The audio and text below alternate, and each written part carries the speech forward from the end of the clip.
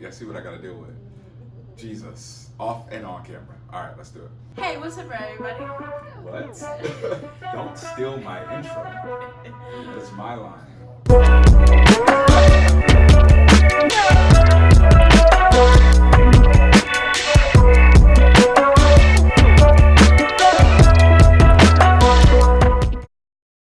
Welcome back to our channel. I'm Justin. And I'm Chelsey. Don't forget to subscribe and join our family. The mission of our channel is to inspire, encourage, and inform you on how to be the best version of yourself. So today we're going to talk about New Year, New Me.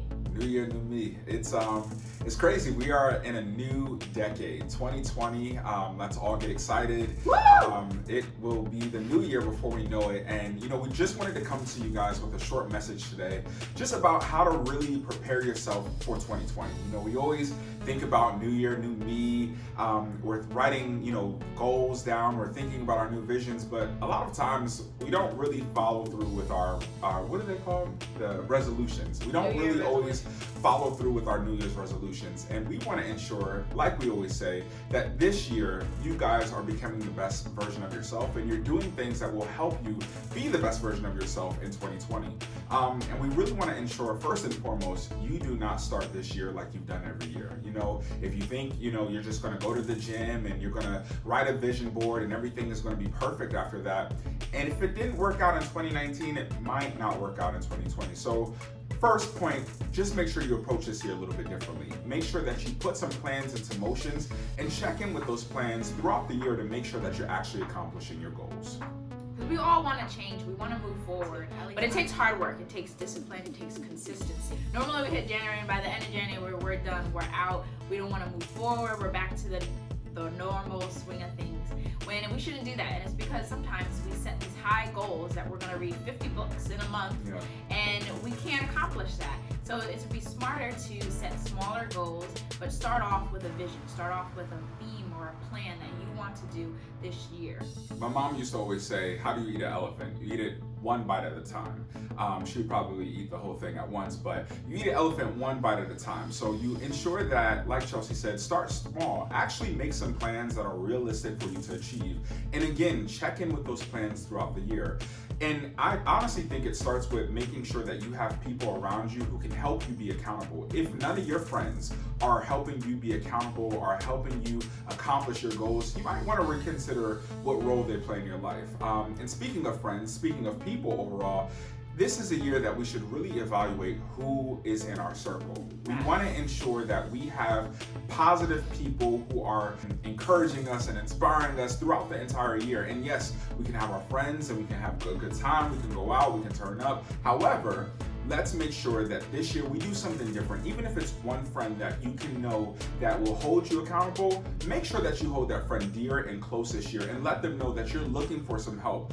We know that, it's pretty difficult to accomplish so many of these goals and aspirations that we have alone, but if you put the right people in your circle, they'll make the journey much smoother. And those folks who don't need to be in your life, if you were in 2019, 2018, 2017, etc., with the same folks and you always had issues with them, always had drama, you might want to reconsider what role they should play in your life. This is a year to let go of the dead weight. This is a year to really focus on becoming the best version of yourself. And a lot of us, we see the mountain and we don't see the path, or we see the path and we see the mountain. I stole that from Michael Todd. But we see so many, and the mountain is like that big goal that we have, that version of ourselves that we aren't today. You may not see the path of how to get there, but if you keep your eyes focused on that mountain, you will eventually make steps closer to the mountain rather than being, overwhelmed with the fact that you have so much to do in order to get there. Don't start this new year in the past. Don't walk through 2020 and still living in your old self, because it's time to be new. It's time to do something new. It's time to live in the present and dream in the future.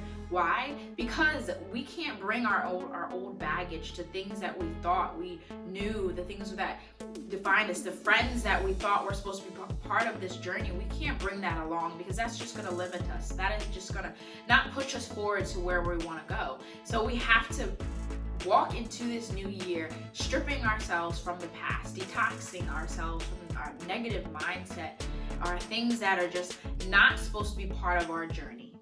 And I think the word detox is great because that forces us to challenge ourselves. It forces us to do something that's pretty difficult.